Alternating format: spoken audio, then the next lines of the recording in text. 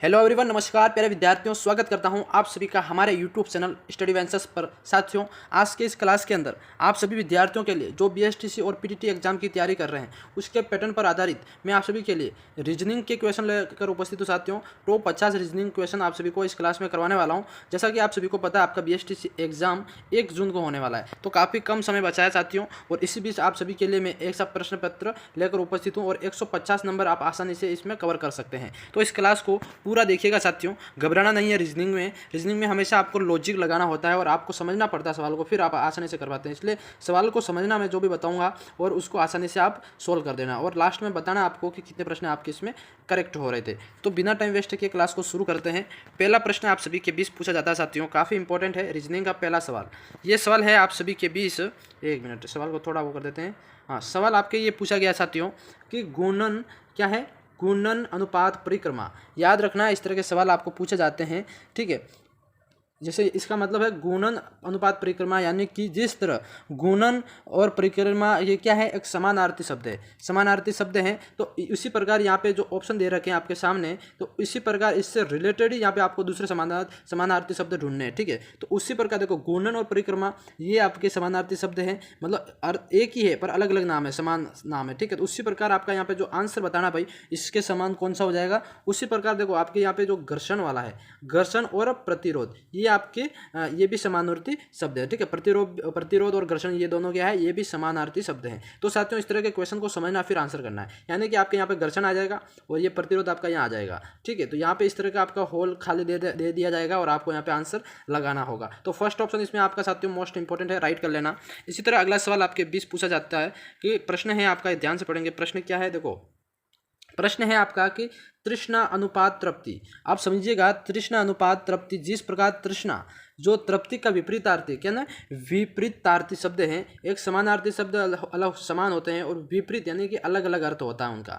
तो साथियों, तृष्णा और तृप्ति ये विपरीतार्थिक शब्द हैं। तो उसी प्रकार यहाँ पे आपको दूसरा विपरीतार्थिक शब्द ढूंढना है, ठीक है। तो ऑप्शन आपके सामने है, इसमें से ढूंढना आपको। तो साथियों, इसमें जो अगला जो इसमें राइट आंसर है वो आपका क्या हो जाएगा, जल्दी से जिसको आंसर आ रहा है कमेंट में आंसर देना। तो तृष्णा तृप्ति का जो विपरीतार्थी शब्द है, तो साथियों इसमें आपका जो अधीर है, क्या है, अधीर और धैर्यवान, ये भी आपका क्या हो जाएगा, ये विपरीतार्थिक शब्द हो जाएगा। तो आपको यहाँ पे लॉजिक समझना है और यहाँ पे थर्ड वाला ऑप्शन आप सभी का साथियों राइट हो जाएगा, ठीक है। साथियों, एग्जाम के अंदर ये जो वाले सवाल हैं आपके 2 से 3 सवाल 100% इसमें छपे जाएंगे, यानी 2-3 क्या 4-5 सवाल तो इसमें से आते हैं, 50 क्वेश्चन पूछे जाते हैं रीजनिंग के। तो अब अगला सवाल आपका है साथियों, श्वेत अनुपात श्याम। क्या भाई, श्वेत अनुपात श्याम यानी कि यहाँ पे क्या समझाना चाह रहा है कि जिस प्रकार श्वेत और श्याम क्या है, विपरीतार्थी शब्द है, विपरीतार्थी शब्द हैं। तो उसी प्रकार आपके यहाँ पे विपरीतार्थी शब्द अगला ढूंढना है। तो साथियों, दिन और रात क्या है, दिन और रात क्या समानार्थी थोड़ी है, ये तो आपके विपरीतार्थी है, यानी कि आपका यहाँ पे दिन आ जाएगा और यहाँ पे आपकी रात आ जाएगा, यानी कि दोनों का यहाँ पे ए वाला ऑप्शन साथियों राइट हो रहा है, ठीक है।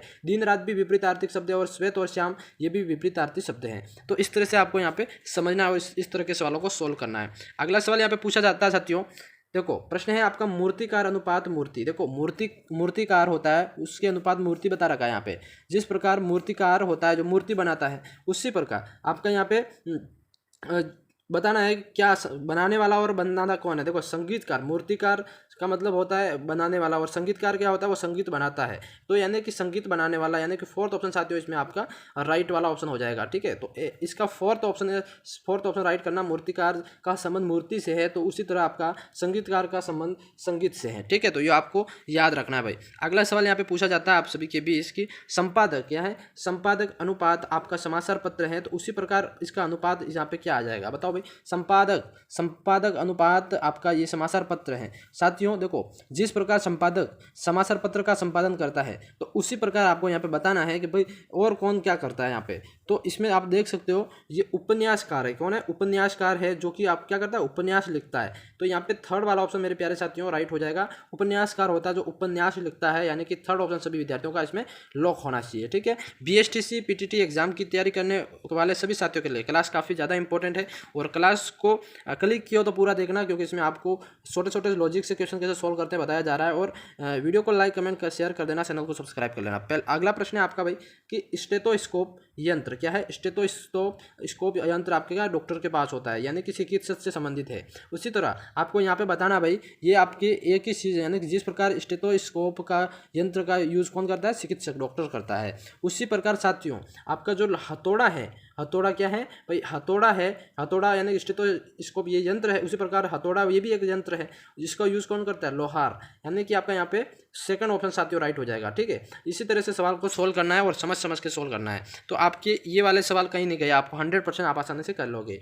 अगला सवाल भाई यहाँ पे तारा अनुपात तारामंडल, बताओ भाई तारा कहाँ होते हैं, तारामंडल के अंदर होते हैं। सही कहा मैंने, जिस प्रकार तारामंडल का एक भाग है, उसी प्रकार साथियों यहाँ पे आपका जो क्विंटल है, क्विंटल ये आपका टन का भाग है। कहाँ है, क्विंटल एक प्रकार से टन का भाग होता है, आप सभी को पता है। यानी कि आपका सेकंड ऑप्शन इसमें साथियों राइट हो जाएगा। ऑप्शन थोड़ा ऊपर नीचे हो गया है, यानी कि second option is very very important. अगला सवाल भाई, सवाल आपका यहाँ पे अगला पूछा जाता है, काफी इंपॉर्टेंट है भाई, कि मंच अनुपात रंगशाला, बताओ भाई मंच अनुपात रंगशाला का संबंध है तो साथियों अगला कौन सा होगा।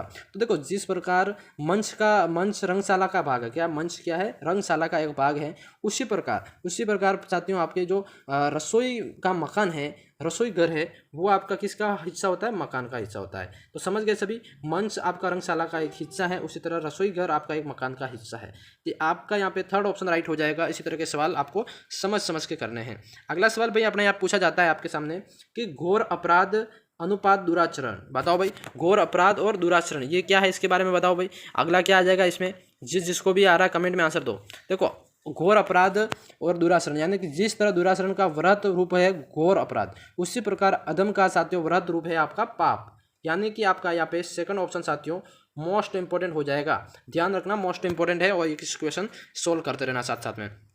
हाँ, वीडियो को लाइक कमेंट शेयर करना। अगला सवाल आपका कि विरोध अनुपात विद्रोह, यानी कि विरोध अनुपात विद्रोह है, तो इसका समानार्थी आपको यहाँ पे ढूंढना है। बताओ भाई, जिस प्रकार विरोध विद्रोही की एक छोटी स्थिति है, उसी प्रकार कठोर स्तर के आधार पर निर्दयी से भिन्न होता है। यानी कि आप देख सकते हो यहाँ पे सेकंड ऑप्शन आपका इसमें राइट हो जाएगा। सेकंड ऑप्शन आपका क्या हो जाएगा, विरोध यानी कठोर, विद्रोही यानी कि निर्दयी, इससे रिलेटेड हो जाएगा। ठीक है, तो सेकंड ऑप्शन इसमें आपका राइट हो जाएगा। अगला सवाल पे यहाँ पे पूछा जाता है आप सभी के बीच के, गाय अनुपात स्तनीय पशु, गाय अनुपात स्तनीय पशु, तो साथियों अगले जो डेश है वहाँ पे क्या आएगा, बताओ भाई। काफ़ी इंपॉर्टेंट क्वेश्चन है।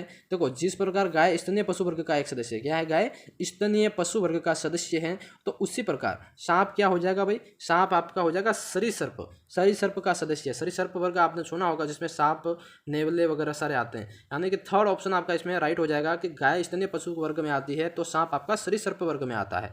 ये ध्यान रखना है।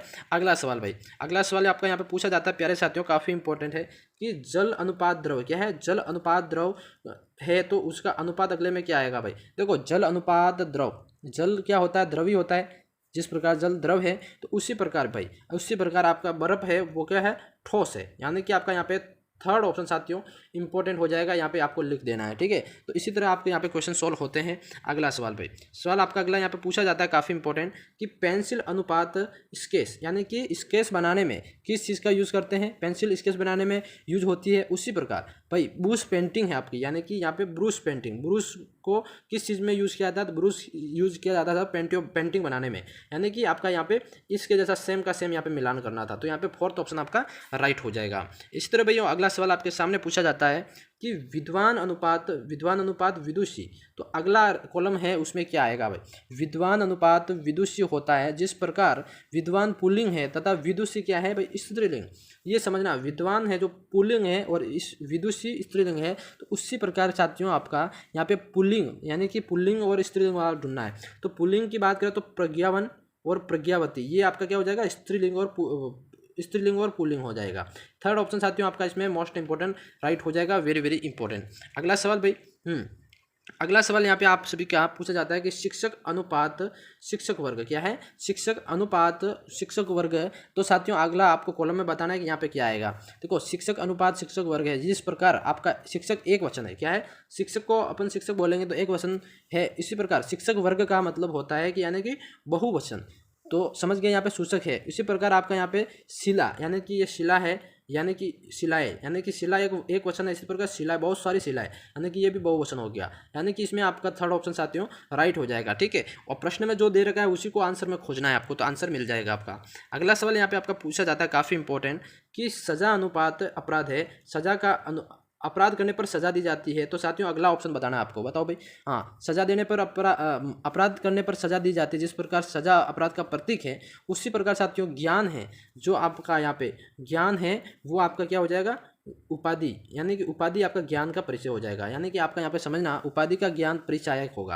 यानी कि थर्ड ऑप्शन आपका इसमें वेरी वेरी इंपॉर्टेंट, इसमें भी आपका राइट हो जाएगा। अगला सवाल भी यहाँ पे पूछा जाता है कि संसद अनुपात प्रजातंत्र क्या है, संसद अनुपात प्रजातंत्र है। तो अगला ऑप्शन बताना है भाई, यहाँ पे बताना है। तो जिस प्रकार संसद प्रजातंत्र का प्रतीक है, उसी प्रकार झंडा एक राष्ट्र का प्रतीक है। यानी कि एक झंडा, तिरंगा की बात कर लेते हैं अपने, तो तिरंगा राष्ट्रीय ध्वज है आपका, यानी कि राष्ट्र का ध्वज है, राष्ट्र से संबंधित है। उसी प्रकार संसद प्रजातंत्र से प्रतीक हो जाएगी। ठीक है, तो ए ऑप्शन आपका इसमें राइट हो जाएगा। अगला सवाल यहाँ पे आपका पूछा जाता है काफी इंपॉर्टेंट वाला, कि औषधि अनुपात रोगी, यानी कि औषधि का यूज रोगी को ठीक करने में या इलाज करने में किया जाता है, औषधि दी जाती है। उसी प्रकार छात्र को शिक्षा दी जाती है, यानी कि छात्र को शिक्षा दी जाती है।